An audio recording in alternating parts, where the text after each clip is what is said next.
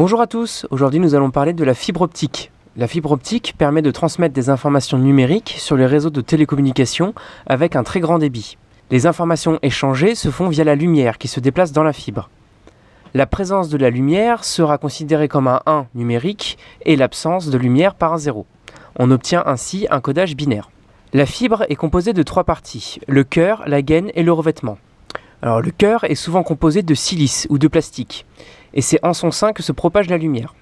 Ensuite, nous avons la gaine qui entoure le cœur. Elle peut être constituée des mêmes matériaux que le cœur, mais avec des caractéristiques légèrement différentes. La lumière ne passe pas par la gaine.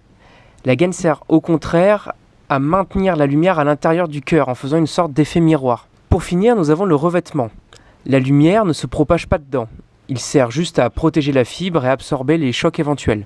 Avant de continuer, nous devons voir brièvement un phénomène mis en évidence par Descartes en 1637, qui est le principe de réfraction. Chaque milieu ou matériau a un indice de réfraction qui lui est propre.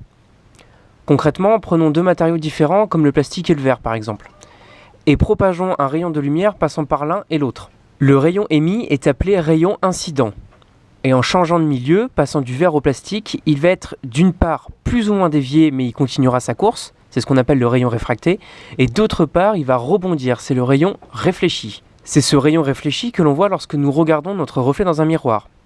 Et c'est le rayon réfracté que nous voyons lorsque, par exemple, nous mettons un crayon dans de l'eau et qu'il semble déformé. Selon les matériaux utilisés, il est possible d'ajuster les angles créés et donc pouvoir intensifier soit le rayon réfracté, soit le rayon réfléchi. Maintenant, voyons ce qui se passe à l'intérieur de notre fibre optique. Dans un cas parfait, la lumière se dirigera en ligne droite. Comme je l'ai dit précédemment, sa présence sera considérée comme un 1 et son absence comme un 0. Et donc pour en savoir plus sur le codage binaire, reportez-vous à cette précédente vidéo. Dans la réalité, certains rayons de lumière peuvent partir comme ceci, de travers, et ainsi ils rebondiront sur les parois du cœur. Et c'est ici qu'intervient la gaine. Elle réfléchira la plus grande partie de la lumière afin d'éviter trop de réfraction et de perte. La gaine va canaliser la lumière au sein du cœur de la fibre optique. Alors comment transmettons l'information ? Tout d'abord, nous avons un signal numérique qui contient l'information. Ensuite, ce signal est converti en lumière par une LED, une diode infrarouge ou encore un laser. Cette lumière va parcourir la fibre et en sortie, généralement, nous trouvons un semi-conducteur, donc une photodiode ou un phototransistor qui convertit la lumière en signal électrique. Et maintenant, il ne reste plus qu'à décoder. Si vous souhaitez en savoir plus sur les semi-conducteurs, nous vous conseillons l'excellente vidéo de Deus Ex Silicium. Parfois, il est nécessaire de souder 2 fibres optiques entre elles, comme par exemple en cas de coupure ou pour faire une rallonge. Tout d'abord, il faut dénuder la fibre afin de retirer le revêtement de protection. Il faut ensuite utiliser ce qu'on appelle une machine à cliver, qui va permettre de couper la fibre à angle droit. Ceci est indispensable pour éviter les pertes, car une mauvaise lésion entre les deux disperserait la lumière et les pertes seraient trop importantes. Et enfin, il faut utiliser une machine à souder qui va aligner parfaitement les 2 fibres l'une en face de l'autre et qui va produire un arc électrique à la jonction des deux pour les souder. Donc voyons un dernier petit point qui concerne les différents types de réseaux et d'installations qui comportent de la fibre optique. Pour cela, prenons un lieu avec un central qui va délivrer Internet, des immeubles et des répartiteurs. Plaçons la fibre optique et des câbles de cuivre classiques. Partons de droite à gauche.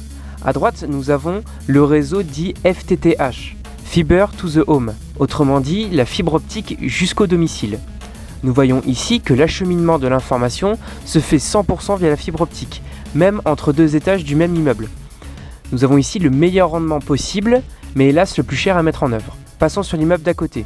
Nous voyons que la fibre part du central jusqu'à l'immeuble lui-même et c'est uniquement les connexions entre logements et étages que nous trouvons du cuivre. C'est le réseau FTTB. Fiber to the building, donc jusqu'au bâtiment. Le cuivre ayant un moins bon débit que la fibre, cette solution est moins bonne que la première.